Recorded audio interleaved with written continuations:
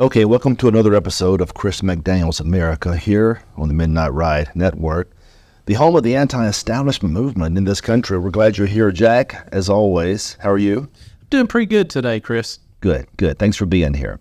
So much to talk about. It would be easy, really easy, just to transition right into Joe Biden because there's just so much low-lying fruit there.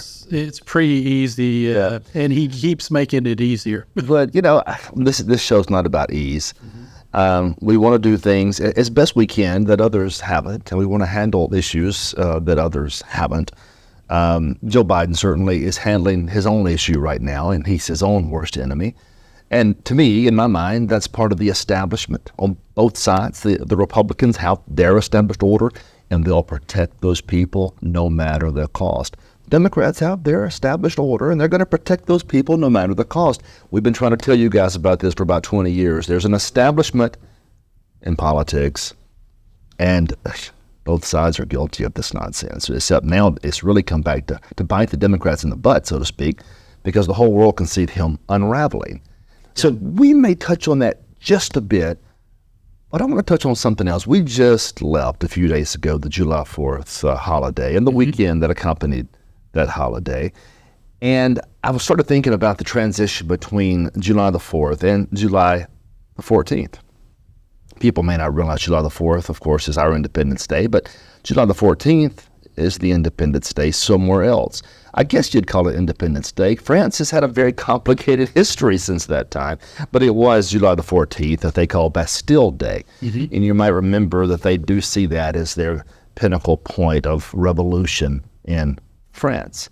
And it's interesting because these revolutions occurred, geographically speaking, far apart. But from a time perspective, the revolutions were somewhat close, historically speaking. The Americans having our revolution in July of 1776, actually a bit before. 1775 is when it really started. It was July the 4th when we really kicked it off, with the Declaration of Independence. But a few years later, roughly 10 years later, the French had theirs. And I think there's some confusion sometimes. People think that maybe this was one and the same type of revolution. And in many ways, it was born by revolutionary thinkers, enlightened men at the time, ideas of liberty. Jefferson, for example, one of my favorite founding fathers, adored the French, and he adored the revolution in France until he saw it getting really bloodthirsty, which is what happens when a revolution isn't tethered to something, which is the point I'm trying to get to, so bear with me. Remember, two revolutions, only a few years apart, but very, very different styles of revolution. And it has something to do with today, if you'll just think through it, because the American Revolution was rooted in large part in religious temperance. Think about it. The Americans were very religious in their orientation. The revolution took place with ideas of God being everywhere, even in the Declaration, right? Mm-hmm. Right? Jefferson talked about God. Washington talked about God. All the founding fathers invoked the name of God, asked for prayers from God. It was a God-centric style of revolution. Put another way, it was pro-God. Yes. Now, look, I'm not here to preach. I'm here to point out history. You can argue about these things all day, about hypocrites and evil and how people are bad, and I get all that. We all have our problems, but you can't separate God from the American Revolution. In fact, it was the natural rights theory they founded the revolution upon, and that natural rights theory, just to bore you and not to go too deep into it, boils down to one important concept, and that is your rights come from God, not government. And if you're given those rights at birth by God, not government, they are inalienable or unalienable. They cannot be transferred away, and those are rights worth fighting for. So natural rights theory was a big part of the American Revolution. A few years later, Jack, pay attention here. We're going to transition really quickly.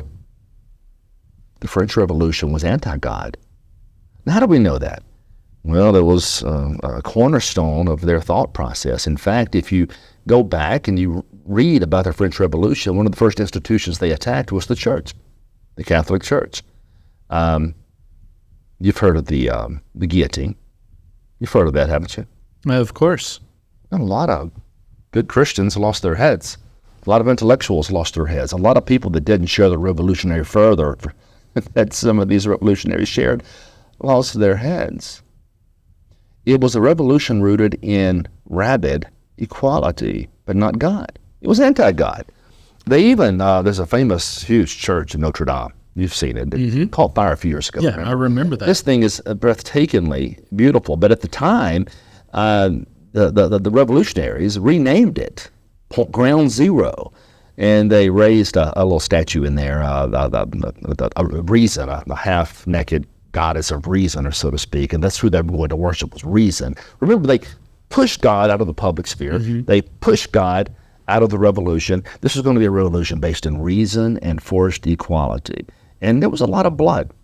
So much blood and so much revolutionary fervor that it ended up really offending Thomas Jefferson, who was very much in favor of the revolution, very much in favor of the French people. The revolution got so bad that they didn't just stop at beheading priests and religious people and intellectuals and people that weren't, revolutionary enough. They ended up beheading one of the key revolutionaries, Robespierre, the incorruptible. People thought he was perfect revolutionary until he wasn't. That comes from the old saying, revolutionaries always eat their own. Now you're saying, Chris, what is all this about? Here's what it's about. Movements are often tethered to something. A movement tethered in natural law, where God's rights granted to people are protected. When you're born equally, that's one thing. Another movement that tears down old institutions almost overnight, who is anti-God in its fervor, and who does everything in its power to build something new out of nothing except bloodshed. That's a different style of revolution. The cornerstone of the revolution was forced equality. But how do you force equality without violence? And that's what the French showed us. So you had two different revolutions, two different times, and I can't help but experience or think maybe we're experiencing some of this all over again in today's modern age. Think about the liberals of this age. They really are talking a lot about revolution, aren't they? Yeah, we are. I mean, if it's not the streets being burnt, defunding the police, it's always this constant drumbeat of how the old ways are evil and bad and the institutions have to be washed away and done away with. That sounds an awful lot like the French Revolution. And on the other side of the equation, on the right, you have more of the God-centered approach to traditional American concepts of revolution and freedom and liberty. Okay, we're paralleling each other, and that's what happens. Do you know that's why that happens? Because people never really change. The study of history can be a way to predict, in many instances, future activities. The reason for that is people almost never change their stripes. We may be born in a different generation, but we all have roughly the same types of ambitions and fears and things we want to accomplish. And politicians are the worst. So we see these things unfolding once again in this modern era, and we think we're different. We think we'll be above it all. We think somehow we'll avoid the bloodshed. But the thing is, history tells us that people always fall into the same traps, and that's where it gets really scary. Because right now, on one side of the equation, we're doing the best we can to fight to maintain the old ways. And when we say the old ways, we're not talking about the way liberals think the old ways are. We're talking about ideas based in old school liberalism, that is, free markets, free minds, right? And individual dignity for every individual. We're talking about those ways. And the American experiment was the perfect experiment to maintain those components. They're talking about something different in their revolution. It's to turn all of that upside down. Forced equality again. How often have we seen it? How often have we seen it? Whether it's DEI or other diversity programs or even affirmative action when it was first passed. They were going to force outcomes, weren't they? Absolutely they were. But we know throughout history that forced outcomes really can't be achieved without violence and often even bloodshed. So once again, same peoples in many ways, weird thought processes from so many years ago still surviving in the human DNA somehow. And here we are today. Now, you say, what's the big deal? The big deal is this. If we allow the fervor of the moment to take control of what really is important, then we may lose either way. Let's talk about that. Okay, so right now there's a big culture war occurring. Okay, I'm cool. I get it. I don't want men in women's restrooms either. Yep. That's a big deal. Shouldn't be happening. And it gets everybody so mad. And it should. I mean, it's crazy, right? It's insane. Nobody wants to see grown men competing against women in women's sports because Nope. we all just intuitively understand that's unfair. Or we should. And it drives us all, because it's all so angry, right? Immigration, just all so angry, and everybody's mad all the time. I'm going to say this now for posterity's sake. Nobody wants to hear this. Jack, you don't want to hear it. Nobody in this room wants to hear it. The most important pressing thing going on right now that's going to cause the demise of this country is the inability of Washington, D.C. to control its spending. All this other stuff one day is going to look like, romper room in comparison. But nobody's talking about it. It's because everything else is a nice distraction, right? Exactly. That's exactly right. It makes us mad. It makes us feel vindicated to get our way. Tribalism at its best. It's red versus blue. We got to beat those guys no matter what. At some point, and I agree with that, Lord knows the Democrats can't be allowed anywhere near governing authority. They're a frightening party at this stage. They are. But if we're fighting them, and in the process of fighting them, we're so angry that we lose track of what's important. Liberty, traditional conservative thought, things like fighting for balanced budgets, right? Yeah. Because we have. Have you noticed that nowhere in this presidential conversation right now is anybody talking about balanced budgets? I have, unfortunately. Crazy? You and I may be two of the very few, not the only, because I think there's some other minds out there that think like this, but we may be some of the only ones that are actually saying it out loud, that I want to hear more of issues like balancing a budget and less of golf challenges. It's crazy. And we've been screaming this for years, and maybe that's why folks are tuning out. Maybe they heard Reagan talking about the dangers of debt. Maybe they heard Thomas Jefferson talking about the dangers of debt. That was over 240 years ago. Mm-hmm. But there's always been an element of some party, whether it was the Anti-Federalists or the Republicans, that talked about the dangers of debt and how debt could lead to a loss of control and even monetary stability. And it's here. And we're seeing all the evidence of it, but no one wants to talk about it because it's not funny, it's not sexy, It's not in the news. Well, let's talk about some of that. And the reason I bring this up is just because I have seen the top 20 promises in the RNC platform. They work so hard to develop a platform that nobody's going to follow. That's 100% accurate. We've had a platform for 70 years, and they've never followed it once, it seems. So now the politicians have gotten in the room. Thank God, and they've established a platform again that we can ignore for future generations. I'm going to get to that in a second. And Project 25 is part of that as well. All you fearmongers are there for Project 2025. Have you seen this? It's like a code word for fascism. It does seem that way. And again, it's one of those things where I'm questioning, is this the leftist version of QAnon? And I'll only tease this because I know you don't want to watch me talk about the debt. Yeah. If I talk about 2025, and if I talk about Joe Biden being senile, you'll watch. And if I talk about men and women's restrooms, you'll watch. Or an illegal immigrant crossing the Rio Grande, you'll watch. Debt, it's boring. That's the problem. We're taking our eye off the ball, so let's talk about the debt. Bear with me just for a second, because here's the big secret you all don't know. You're all so ticked off about inflation. You should be. I'm ticked off about inflation. I'm very ticked. Do you know what causes inflation? Spending. Yeah. Public spending. Debt. You see, they're all part of the same coin. They're the same thing, two sides of the same coin. And you seem to be disconnected from it. In the platform, they say they're going to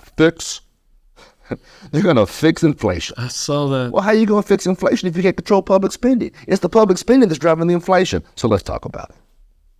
You get me fired up. The June June inflation report is here. I've got it in my hands. What did Rush Limbaugh used to say? My nicotine stained. What did he say? Nobody remembers Rush Limbaugh. I remember it, and now I can't. You know how it goes. Well, formerly nicotine stained hands. I think it's something to Even though he clearly still smokes cigars. Well, I mean, cigars are different. June inflation report is here. The inflation rate has dipped by a whopping 0.1%. 0.1. You missed the point. 0.1%. Not 1%, not 2%. 0.1%. Negligible. Doesn't mean a whole lot. Here's what does mean something. The consumer price index, however, is up 3%. That's a problem. That means things are still costing more than they used to just a short while ago. Let's put that in perspective. In just the last little bit of time, the last few months, car insurance inflation. Car insurance is going up 19%. Mm-hmm. And everybody has to have car insurance. It's mandated by the government, right? 19%. Transportation, just to travel to and fro, whether it's gas or airplanes, up about 10%. Hospital services up 7%. Car repair services up 6%. Electricity up 6%. Everybody has to have electricity, especially here in the South, because it's hotter than Hades outside. Yep. And so we run our air conditioners nonstop. And now this year, the air conditioning bill is going to be 6% higher, at least, more so than it was just a short while ago. So that's just the tip of the iceberg. The bottom line is everything is more expensive. And you say, well, by God, we've got to stop it.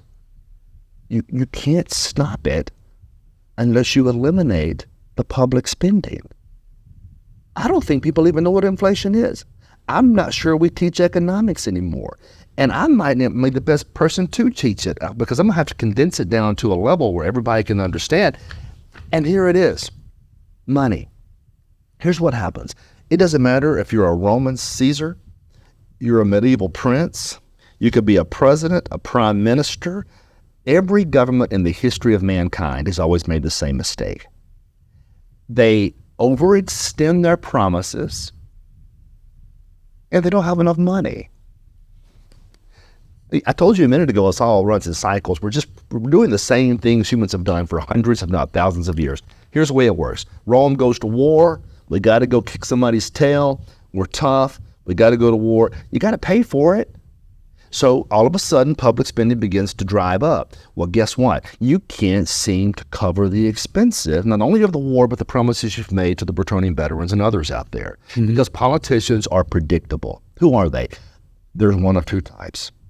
One type is going to use the power of government to redistribute income to everybody else, right? Yep. The other type is going to use the power of government to feel important, tell you he's fighting for you, and then stab you in the back in front of everybody else. That's the two types. But they all share the same mentality, and here's the mentality. They just want to be loved. They want to be liked. So they're going to use public money they stole from you through taxation, to assuage their own inner egos, insecurities, fears, and anxieties. Here's the way it works. We take taxation. We promise you the goodies. You like the goodies because you vote for the people that promise you the goodies. And then we run out of money. Every government always has. They always run out of money. So it gets perplexing now. You're a government politician. You've made these promises. People love you for the freebies. So now you got to figure out how to pay for it. So what do? You raise taxes. Oh, that's bad. You can't raise taxes. So what do? You print more money. You see the connection there? The debt and inflation are connected. You print money to cover the shortfall because tax revenue brought in this much. Your expenditures are this much. How do you pay for it? You print a whole bunch of money. And when you print that money, guess what happens to the current money supply? It's diluted. It's diluted. Okay, basic economics. Water is cheap unless you buy it in the store, right? It's cheap because it's everywhere. Yep. The more something is, or the more of something there is, the less expensive it is.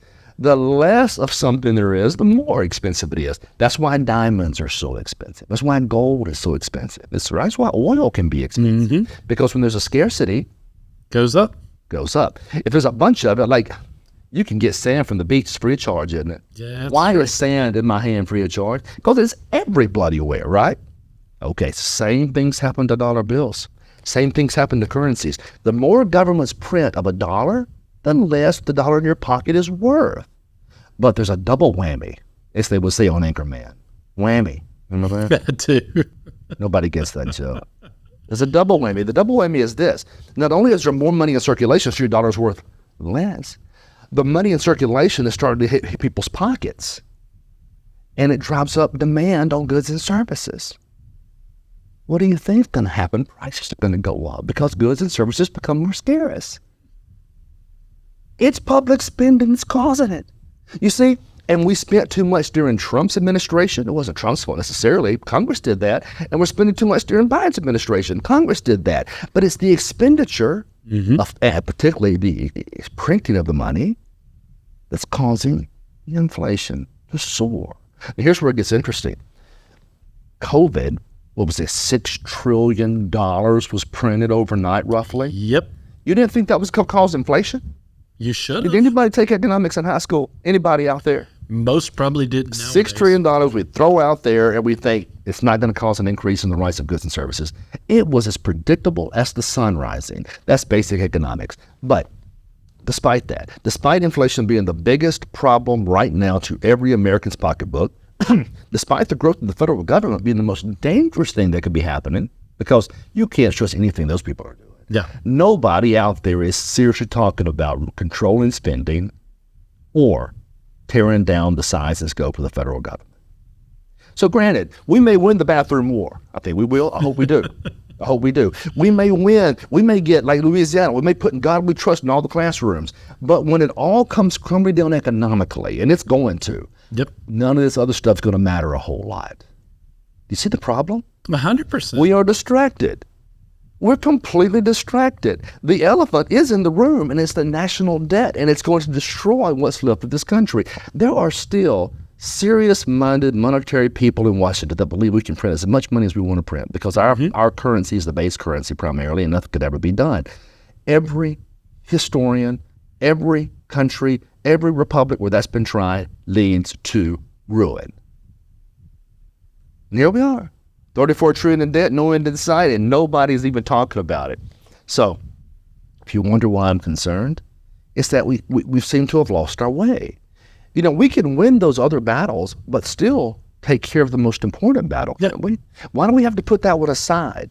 Is it because Congress has no intention whatsoever of ever controlling spending? Is that what's going on here? I think that's part of it for sure. Are we allowing these drunken sailors who's drunk on their egos and drunk on the public taxpayer dollar, are we allowing those people to tear this country apart through their own selfishness? Yes, we are, because we won't vote them out. We won't. I've told you before, and this is the I hate it. I wish it was not the case. The American people, not all of them, I shouldn't say that, a large percentage of the American people, all they want at night is to be told a good bedtime story. Mm-hmm. They want you to lay down with them and tell them it's all going to be okay, nothing to worry about, okay? Just, it's going to be fine. But when you dare to speak the truth about any matter that could be clearly cataclysmic, like the debt, like the growth of entitlements, like the soaring problems we've got controlling expenditures, do you realize we'll spend more just to service the debt this year than we do on our entire military budget? Yep. And y'all out there fighting over $80 billion to Ukraine, which is fine. You should fight about it. I don't like it either. But, you know, you're talking about budget dust. Meanwhile, the politicians are destroying this country, and you're doing nothing about it because you're too busy holding your rallies and going to your meetings to actually see the danger standing right in front of you. And it's mind-blowing. We tried. That's all I can tell you. We tried to tell everybody.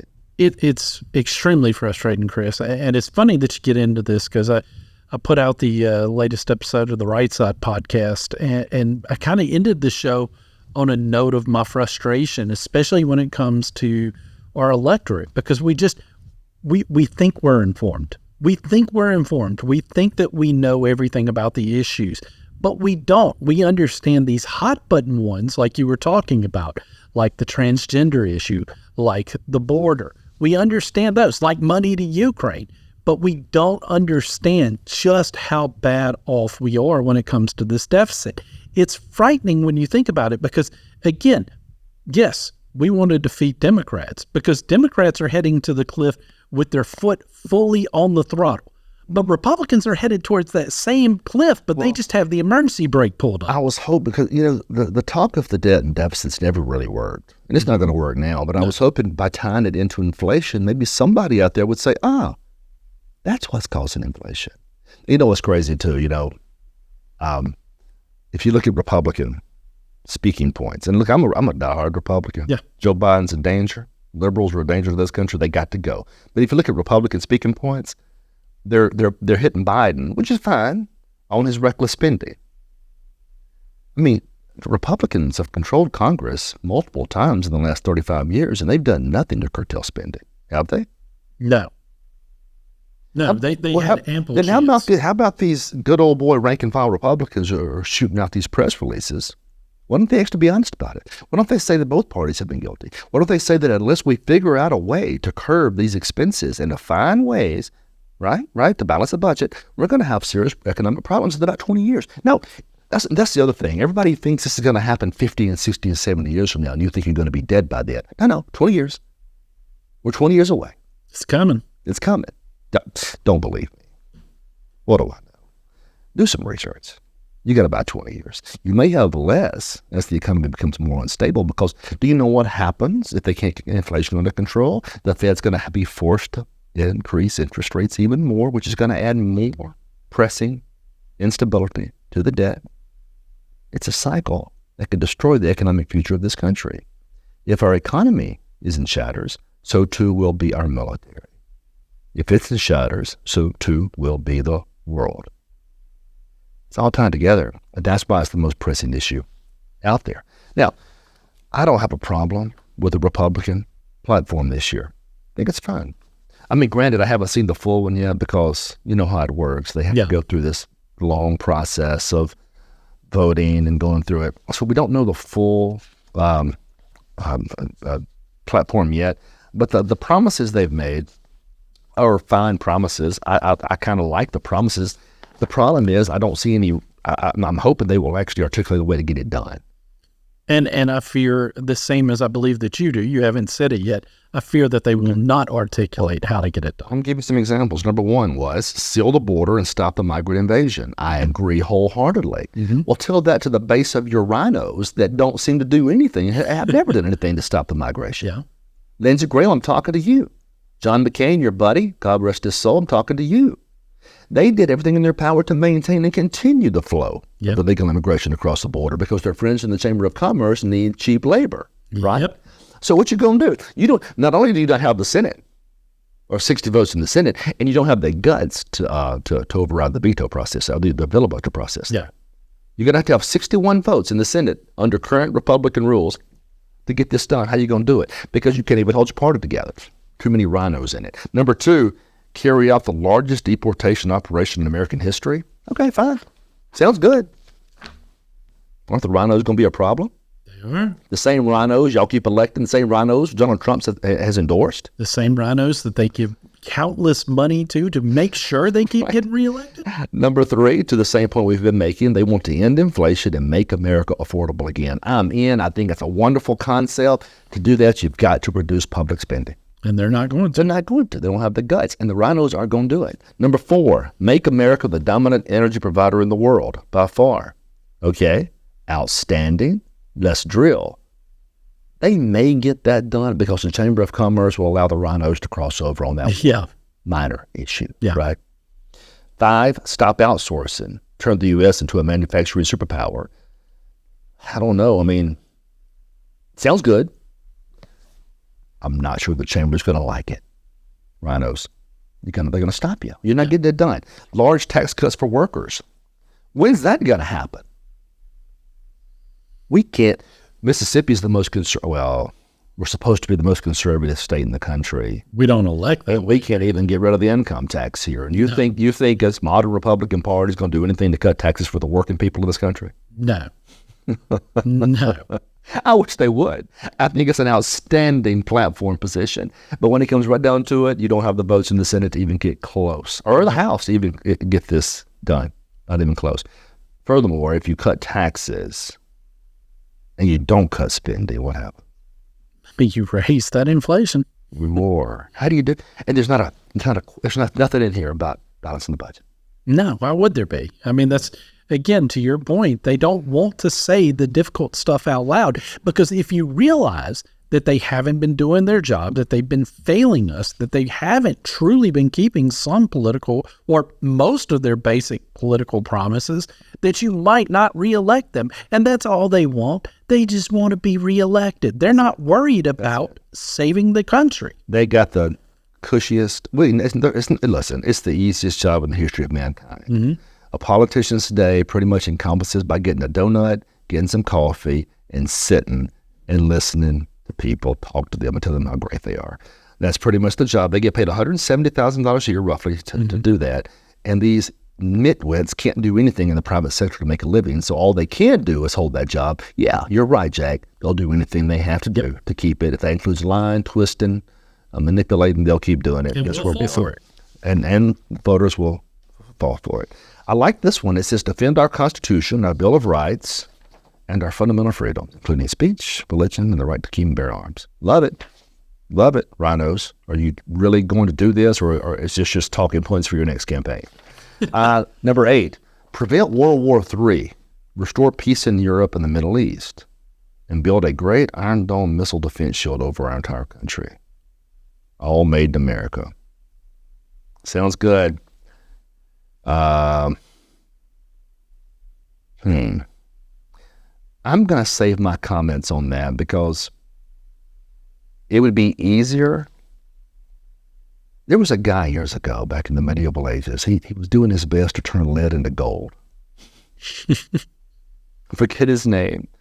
He had a whole bunch of people fooled that he could turn lead into gold. He would have been the richest guy ever. We would have a better chance to turn lead into gold than to deliver on number 8.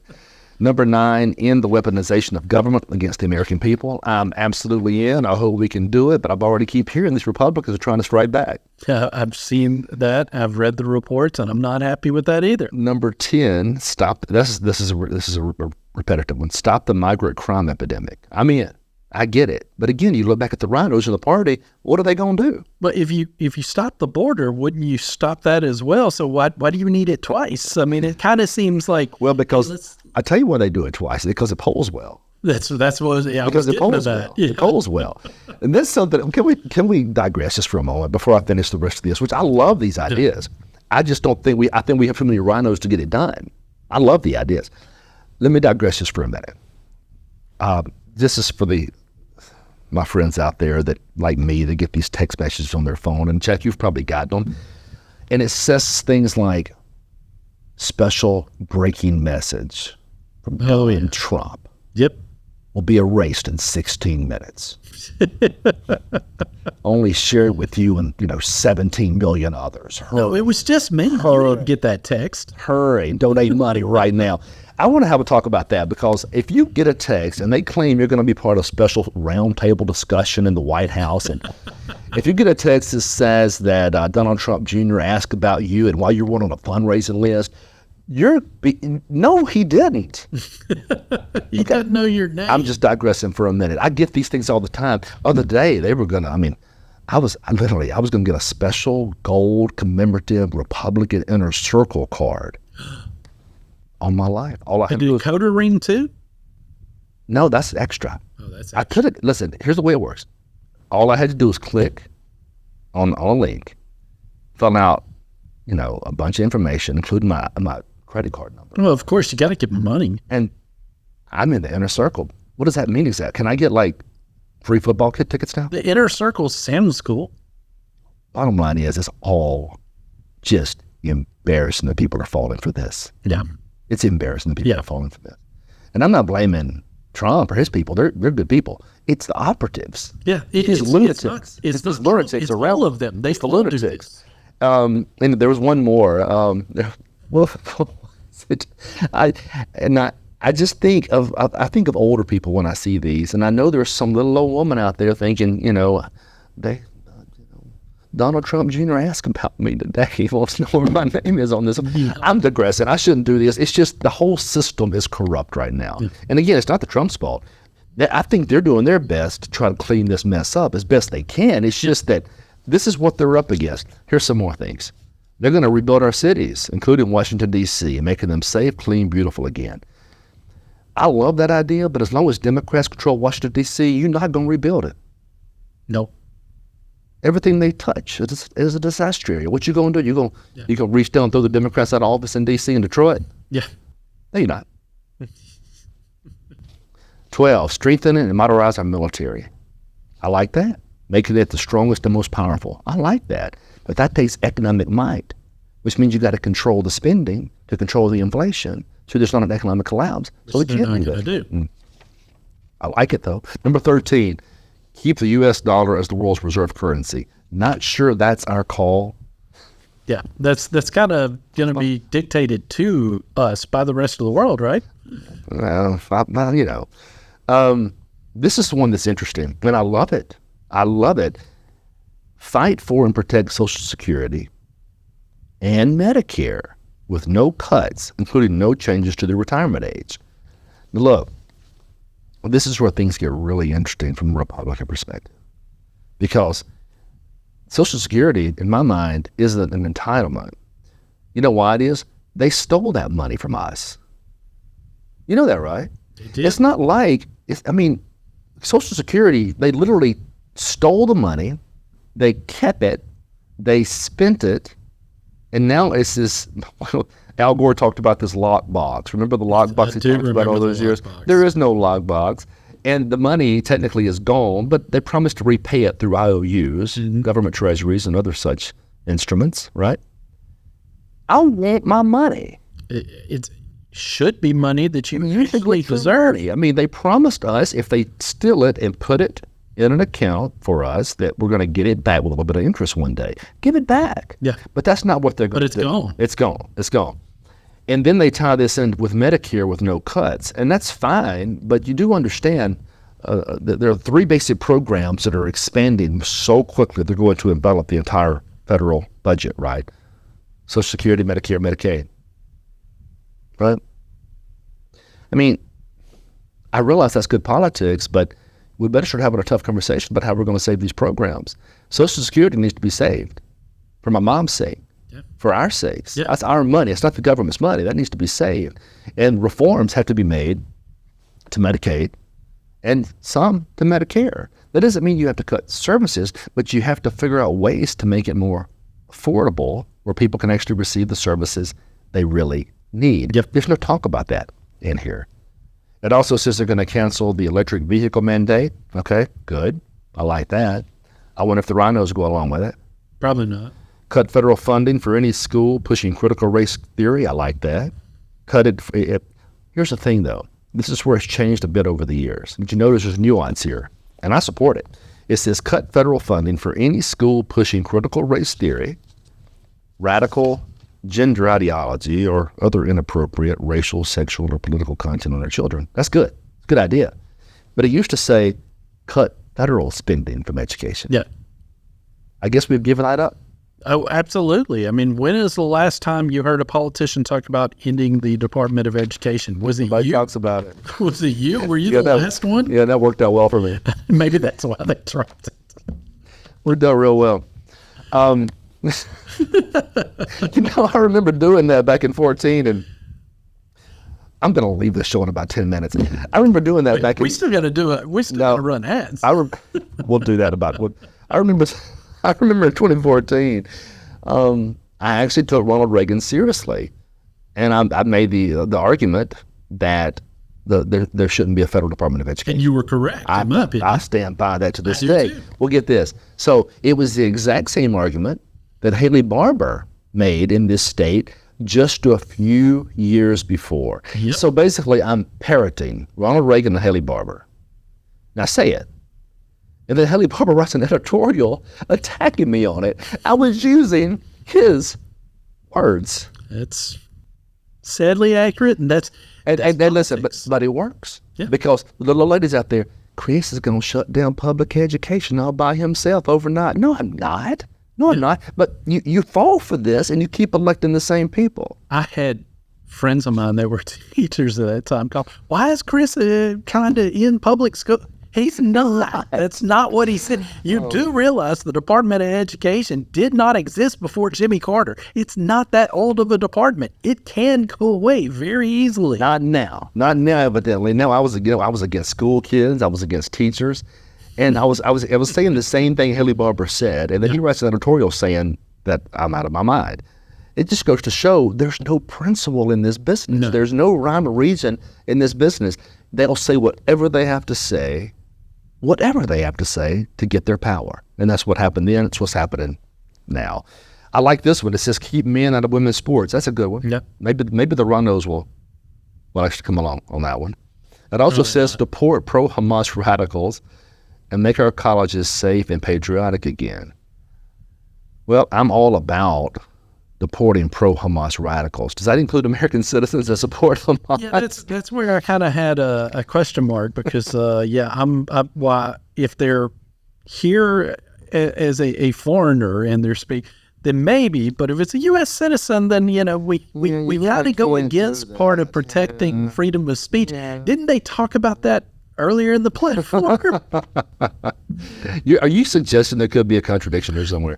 Listen, maybe. I'm all about keeping pro-Hamas radicals out. I'm all about kicking them. They got to go, but you can't deport American citizens. No. I realize, look, there's somebody up there saying we can right now, and I'm trust me, you cannot. Secure our elections. I like that.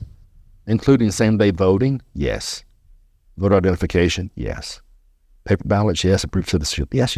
I like all of that. Maybe they can do that. I mean, we've been fighting for that for 40 years. Still can't get it done. But maybe it could happen. No. And then they'll unite our country by bringing it to record levels of success. I like that too. Here's a problem with that. This country can't unite. How vague is that? Well, it's vague. It's vague purposefully. And you're right. You make these things vague because they do appeal. I like them. They sound good. But incredible. But we also have to be real. We have so many rhinos in our party. That's what frustrates me. That's what frustrates me. And the rhinos are going to campaign on this. And the same little old lady is going to put her right back into office.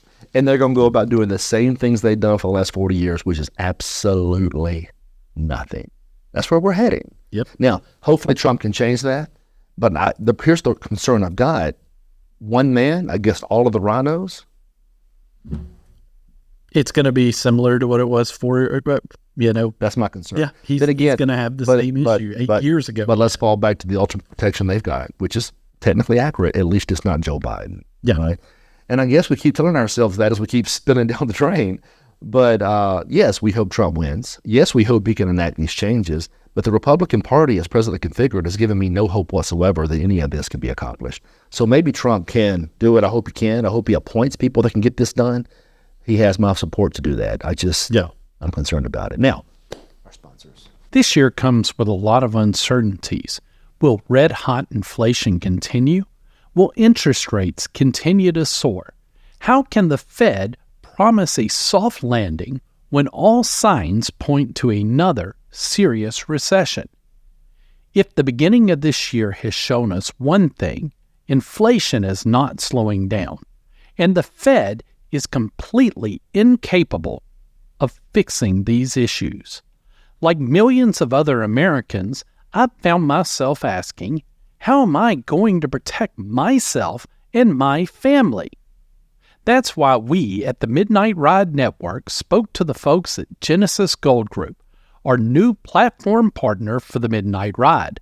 They walked me through how I can protect my savings with real physical gold and silver. Genesis makes it easy to convert your 401k or your IRA into a retirement account backed by precious metals like gold and silver. Genesis Gold Group has decades of experience helping folks just like you preserve your hard-earned savings. And the service provided to their clients is truly one of a kind. Call Genesis Gold today at 800-200-GOLD for a no-commitment, informative consultation with one of their experts to find out if Genesis Gold can be a fit for you. That's 800-200-4653 or visit them at midnightridegold.com. And when it comes to protecting you and your family's future, I'm excited to share with you another one of the Midnight Ride's new sponsors, Prepper Beef. Prepper Beef offers a range of freeze-dried beef and freezer boxes with steaks and roast made from high-quality, all-American cattle. These products are made to last for up to 20 years, ensuring you have access to premium beef for decades to come. By supporting Prepper Beef, you're not just buying beef, you're supporting American ranchers, values, and your family. Join us in our mission to eat well today and eat well tomorrow. Visit midnightridebeef.com and stock up for your future today? Yeah, thank those sponsors. They're great for us. And if you can go see them and go visit them, please do. We really would appreciate that very much. And, normally, traditionally, we would have done that much earlier, but there's nothing that gets me really fired up like the national debt. And the platform, apparently. Listen, I like what it says. I don't doubt the words. I doubt the rhinos. With good reason. I mean, Chris, I know you've heard me do an episode where I broke down party platforms before and pointed out, why aren't we doing this? It's right here. So the frustration is because you see something and you're like, okay, this is good. Now do it. And then they don't. And it drives you insane, because what's the purpose of having a platform like this? What's the purpose of having something that gets us excited? Well, you and I know what the purpose is. It's because a lot of people are going to look at this and believe this is what they're going to do. Yeah. Unfortunately, we know the truth. Well, I have evidence of that, because that's what I did as a kid. Mm-hmm. Let me tell you, the transformation from being a true believer to the skeptic I am today, they didn't take place overnight. No. 1,001 cuts, 1,001 betrayals, 1,001 stabs in the back. And I remember when I was a kid, my dad bringing me to Reagan's attention. I guess we probably found Reagan at roughly the same time. I was just a child. And the things that he said made intuitive sense, and it was beautiful and wonderful and well said. And I remember, looking at the Republican platform, and I was thinking, wow, sounds just like I would want to live. And it was still based in large part on the Goldwater mindset. Yes. Liberty and freedom. And Reagan had a lot to do with that, because he was a big admirer of Barry Goldwater. And I read it, and you can almost checklist things. Bam, that looks so good. I love that. Bam, I love that. Bam, I love that. And then I joined the party, and then I began to work for the party, knocking on doors, raising money, whatever it took. And then you take that next step to county executive memberships, and then you go to conventions, and you do all the things you're supposed to do. And all the while, you're thinking, man, maybe we're getting closer to realizing the dreams of the platform. And it never materialized. There was always an excuse, always. Well, it's, the Democrats are doing this, and it was this person's fault. There was always an excuse. We never could really fully materialize or realize the platform. And then I ran for office, was elected, and finally I was able to get behind those closed doors. Mm-hmm. There are closed doors meetings. There are backroom meetings. I've been in the back rooms. I know what happens. And I can tell you right now, most Republican politicians have absolutely no intention whatsoever of implementing any of those items on that platform. It's just words to them. It's words. They care about big business. They care about donations. They care about making money. Yep. They care about steakhouses. They care about getting drunk at night. They care about everything in the world except fighting for this platform, because rarely, of all the individuals I've seen in this party, rarely did I encounter any that had the backbone to actually do the things they claim they believe in. And the ones that did do that were summarily drummed out of the party, either redistricted, ridiculed, ostracized. And do you know why that is, Jack? Because the rest of these nitwits who've lied to you your whole life, they can't stand to be outed. No. And how are they outed? How are they exposed? They're exposed by others, their colleagues, that are doing the right thing. The same thing happened in the Mississippi House of Representatives. You had 5 or 6 people over there that literally did exactly what they told you they were going to do, that fought for this platform tooth and nail. Mm-hmm. And what happened? Ostracized, ridiculed, backbenched, never got bills passed, made fun of. Same thing happened in the Senate. One day, you people are going to recognize these good old Republicans you think are your friends have no intention of fighting for your platform. I know this because I've been there, and one of these days we're going to name some names. We're getting closer, I think. It's a matter of time. Well, you keep waiting on the turn, mm-hmm. and there's never a turn.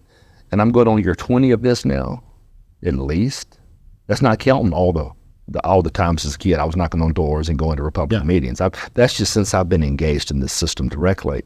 And nothing except promises, empty rhetoric, No. I know what the game is. And we'll expose all of them eventually. It's just a matter of time.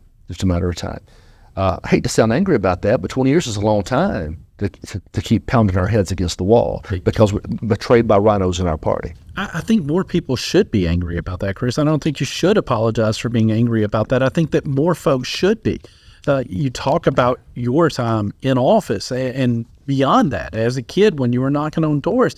Similar story for myself. Now, maybe I didn't get started quite as young as you did when I got involved, but I got involved. I was wide-eyed. I would argue with people that were older and wiser than I was at the time who would tell me that, no, the Republican Party is the great party that you... I mean, it isn't the great party you think it is. Well, let's talk about that for a second, because in many ways, it's a great party if it defends its principles.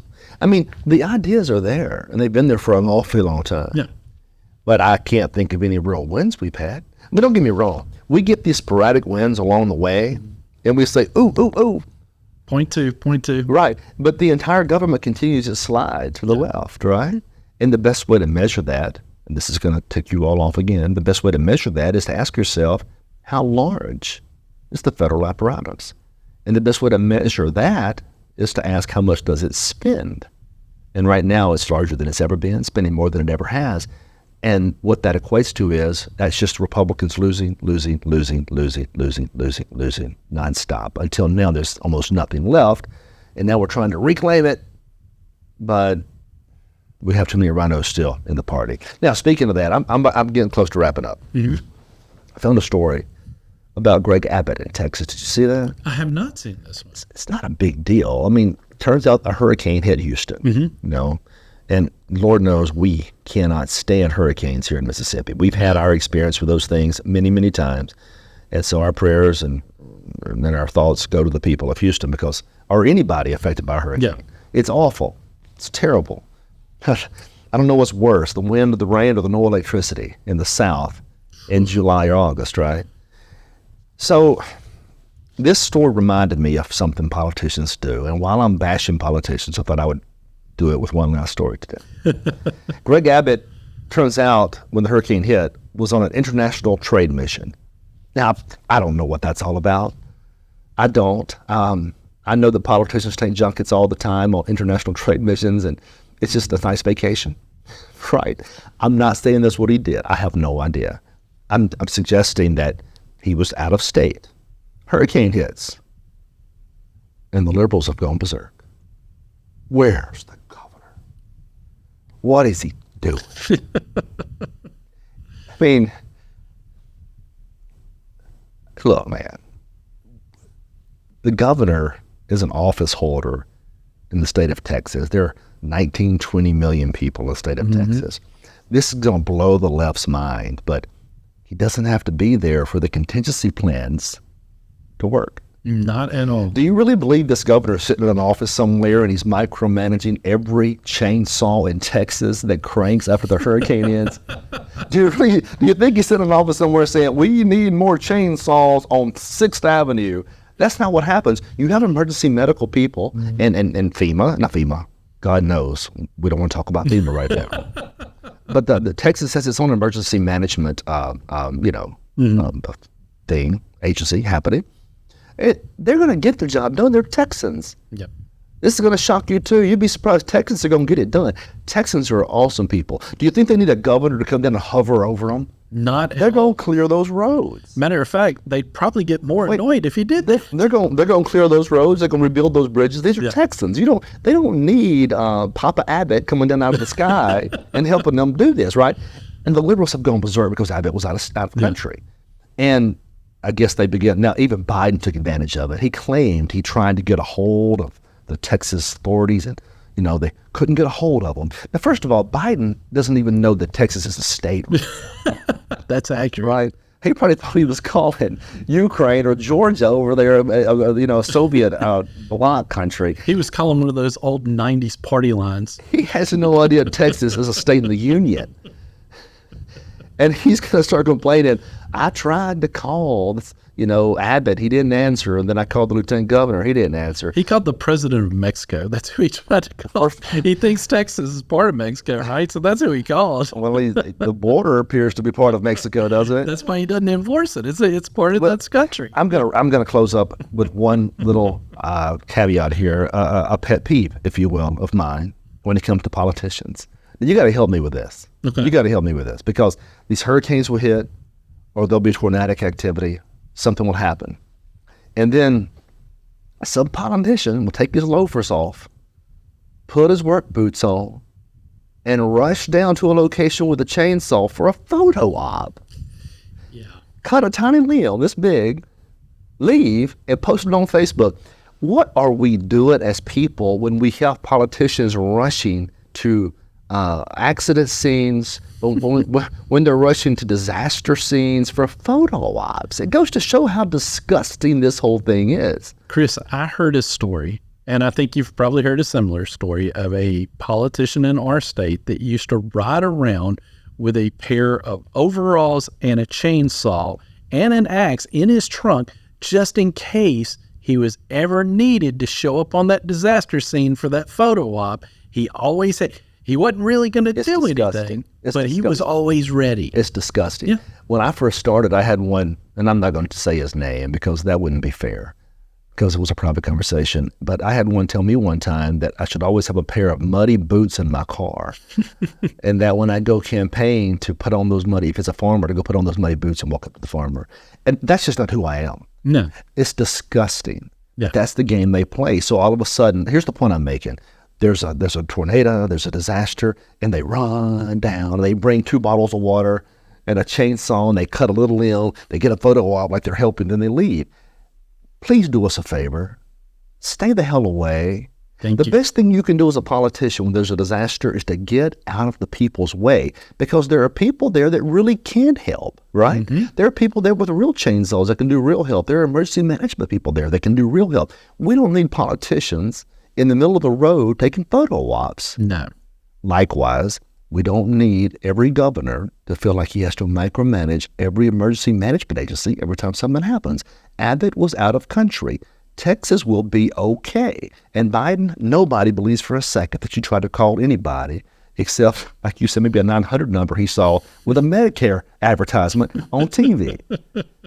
Right? Yeah. And yet here we are falling for these same old tricks.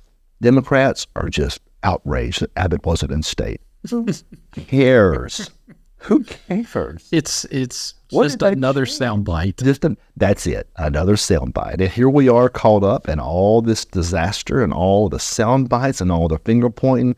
Meanwhile, the issues that really mattered, no one seems to be addressing. And that was the point of all of this.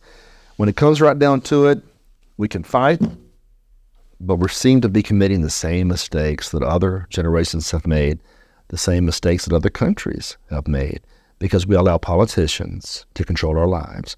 We treat them as celebrities and not as employees.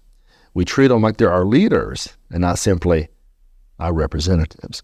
And when you give a politician that kind of power over your life, he's going to abuse it every single time. And you wonder why America's the state we're in? Because we place politicians on pedestals when they have no business being anywhere near a pedestal. That's the problem, though. We're all caught up in the game of Washington.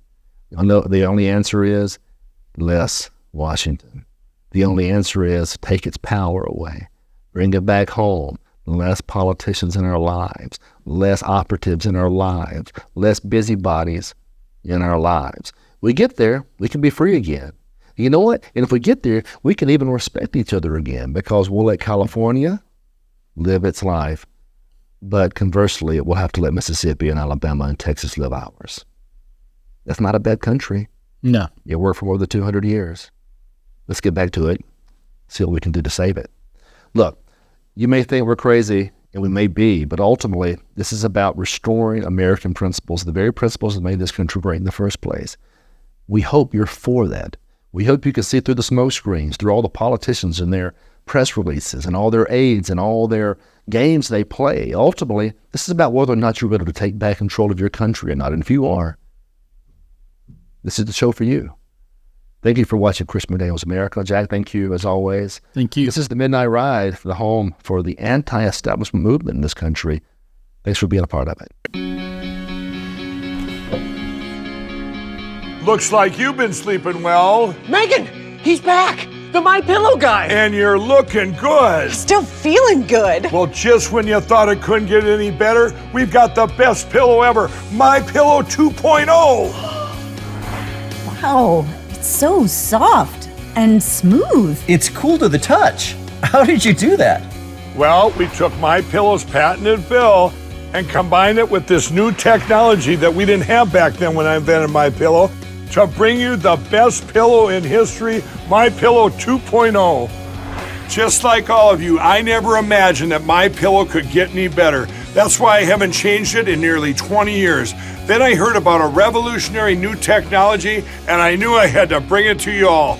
My Pillow 2.0 is truly the next generation of My Pillow.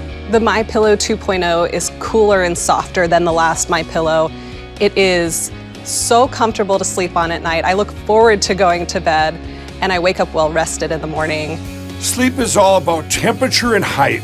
My Pillow 2.0's patented adjustable fill is going to give you the exact individual support you need from your head to your bed. And now here's where it gets even better. We've all experienced those temperature-related sleep interruptions where you get too hot, you toss and turn, you flip your pillow over to the cool side. Well, all that's gone with my brand new My Pillow 2.0 cooling fabric that's made with temperature-regulating thread. The best sleep just got even better. Whether you have a MyPillow or not, you need to get the brand new MyPillow 2.0. Call or go to MyPillow.com now. Use your promo code, and for a limited time when you buy one, you'll get a second one absolutely free. You're sleeping even better. And cooler, too. And you're looking good. Feeling good. I knew you would. Visit MyPillow.com.